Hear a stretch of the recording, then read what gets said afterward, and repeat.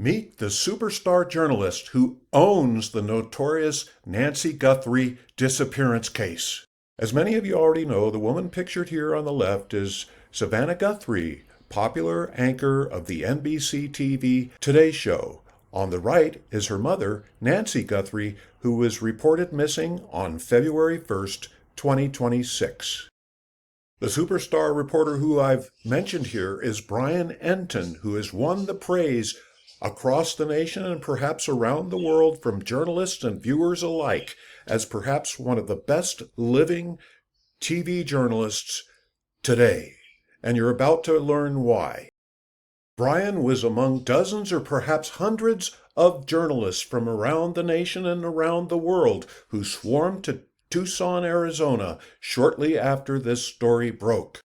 Within the proverbial blink of an eye, faster than all the other reporters, Brian made scoop after scoop, important data that the world needed to know. His reporting skills outshined just about all the other journalists, so much so that journalists around the nation began to praise him for his reporting skills. He already at that time had gained a great and well-deserved reputation as perhaps one of the best and most respected television journalists in the nation, and perhaps even the world. And I'm about to explain more of that for you right here. In a proverbial sense, Brian's already positive reputation blasted off into outer space, so to speak, as if launched by a rocket and went into permanent orbit, his reputation around the Earth, when he covered the 2021 murder and disappearance of Gabrielle "Gabby" Petito. Now, she was a 22-year-old travel blogger who was murdered in August 2021 during a cross-country trip with her fiancé, Brian Laundrie. While they were living in Florida, she was killed in Wyoming, and her case gained immense national attention. A lot of that national attention was due to the superior reporting of this gentleman that we're talking about, and there's even more to learn about him. Within several years after the Notorious Petito case, Brian earned himself superstar status when he led the teams, led the forces as the lead journalist, competing with others, of course, in the notorious Bryan Kohberger murder case in Idaho. The gentleman was convicted of killing 4 students, and Brian brought that case more than anyone else to national attention. Blessed with dogged determination and an unstoppable attitude, in December of 2025, Brian dived into the notorious murder case in which the victim included actor and movie producer Rob Reiner. And boy, oh boy, did Brian go for the jugular as far as getting the details, way ahead of the other journalists once again. And of course, there's the suspect pictured on your screen right here. That's the now notorious Nick Reiner, the son of Rob Reiner and Rob Reiner's wife, who were murdered in their home, slashed to death. And this is something that Brian, he has a heart of gold, and his heart of gold gets right into the aspect of these various incidents that he's covering, and he is able to get all kinds of sources because people seem to trust Brian. They trust him because he's honest. If he makes a rare mistake, he admits it, and he goes for the truth, and he doesn't stop. That kind of journalist, they're out there, they want to do all these things, but because of the tight budget strings of a lot of these networks, those reporters are unable to do with what Brian does. And also, I would argue that they lack his skills. At least many of them do. As you might very well imagine, Brian hit the ground running as soon as he landed in Tucson shortly after the disappearance of 84-year-old Nancy Guthrie. Largely as a result of Brian's reporting, Pima County Sheriff Chris Nanos is currently facing intense national scrutiny in regard to the investigation of Nancy's disappearance.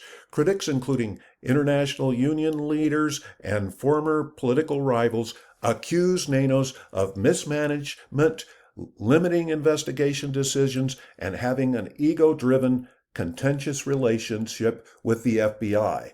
Of course, all the other media, all kinds of reporters from around the country, they have picked up on this story. But essentially, those reporters are following the lead and the pathway that was carved by this superstar reporter. Almost as if a bald eagle or even a hawk searching for its prey, Brian spread his proverbial wings above the Tucson area. In doing so, he gathered many sources. He interviewed lots of people with inside information, everybody from police detectives to people who were in the know, FBI sources, you name it. He was out there once again ahead of the pack, far above the others. Not only that, he gained the reputation even more because of his reporting. He, almost as if he was psychic, he kind of sensed that what was going on. He had cameras there when other crews were kind of lost as to what to find, other news crews, what I'm referring to. And Brian was at the top of his game. It was almost as if Brian was born for this particular job that he has undertaken. You've probably met people in your life that are doing what they were born to do. Well, Brian is just one of those people. He was skilled, he had honed his skills, it gained a reputation, people became to trust him at just the right time. Now, you might not personally be involved, you might not be interested in the Nancy Guthrie case, but there are those who are still interested in it, partly because of the need to get out there and keep the case alive in the minds of the public. Under that argumentation, if the reporters leave the scene, disappear from the Tucson area, the case might never be solved, at least in the minds of a lot of observers. So here is Brian, and he will tell you, I don't know when this guy sleeps. I don't know when he rests. He reports from late night events to early morning. He must be exhausted, or either that, or he has some kind of a Superman energy that we just don't know what his source of fuel is in his personal body, but his mind is sharper than ever, and he's all over the place. And seems to me that a lot of the people might be seeking him out, trying to give him information. So he's got to have a wary attitude, not so trusting of people, because he has to be careful in order to make sure that he provides the best information available to the public. And from my perspective, he is doing that 500,000%. Popular broadcasters who have either cited Brian's reporting as a source of their own information or who have praised him and praised his work include Nancy Grace, the popular journalist who concentrates on crime events. The many others who have also praised or cited Brian as a source for their reporting on this Tucson situation include the woman you see on your screen, Ashley Banfield, a highly respected reporter and journalist with many years of experience, and she has cited some of his reports as well in a very positive way. Famed journalist Megyn Kelly on her YouTube channel and via various other venues has additionally cited Brian for his reporting, or at least mentioned his reporting, and seemed to praise him quite a bit without using those specific words, because there's no way for these journalists to ignore Brian, because he's out there and he's taken the lead. And of course, all the other journalists out there that are reporting on this, they've done the best they can, but they can't even compete with Brian, from my personal opinion. I'm so glad and grateful that you were able to visit my channel here and learn more about Brian Entin. He, of course, as I already indicated, is the kind of gentleman that and person that our media, our news media in particular, needs these days to a great degree. In fact, the need for such people as Brian is urgent. It is actually at a critical point from my perspective. I want to put this into perspective for you as well, no matter who you are or where you're from. I think it's important for you to know a little bit more about me. I'm a seasoned media person. I started working in the media part-time in the 1960s before I accepted a job, to coin a phrase, punishing as it may be. I took a job, full-time position in the 70s that I couldn't possibly refuse. And that was good for me because I grew as a person, I learned, and I grew and I gained wisdom, so to speak.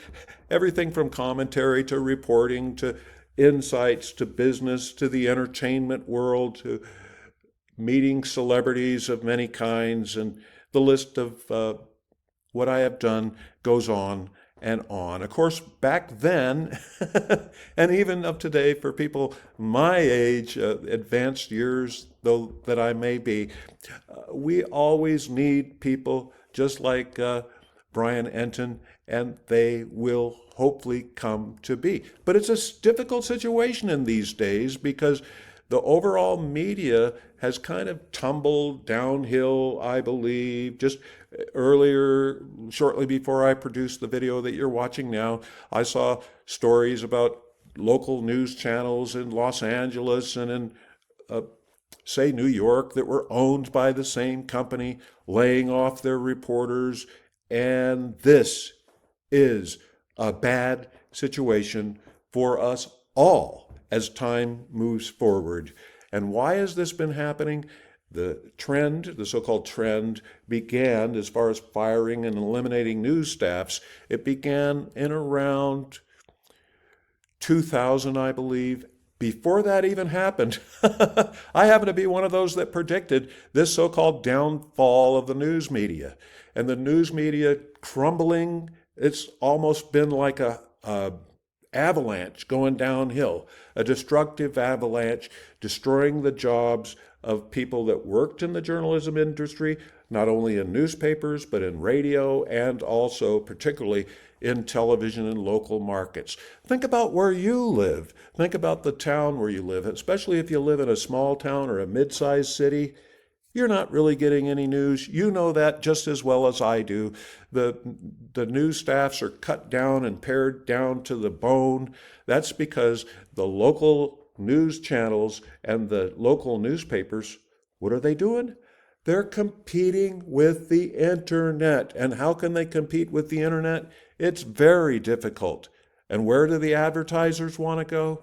The advertisers, of course, want to go where the people are.